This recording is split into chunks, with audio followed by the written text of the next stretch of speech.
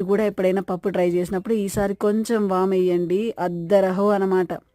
And కొంచెం మిరపకాయలు, పచ్చిమిరపకాయలు వేసుకోవాలనుకుంటే పచ్చిమిరపకాయలు, ఎండుమిరపకాయలు వేసుకోవాలంటే ఎండుమిరపకాయలు, అండ్ కొంచెం నూనె పోసి కొంచెం వాడ్చుకోండి. ఆ పప్పు బాగా స్మెల్ వచ్చిన తర్వాత వాటర్ పోసేసేయాలి.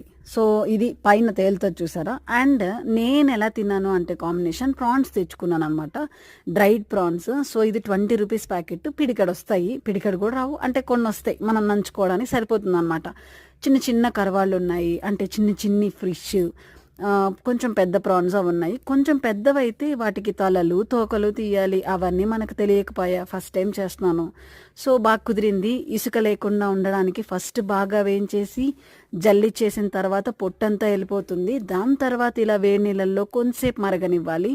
అలా మరిగిన వెంటనే అవి బాగా మెత్తగా అయిపోయి దాంట్లో ఉండే చెత్త అంతా కూడా వచ్చేస్తుంది. మళ్ళీ వడకట్టేసిన తర్వాత పక్కన పెట్టుకొని ఇలా మంచిగా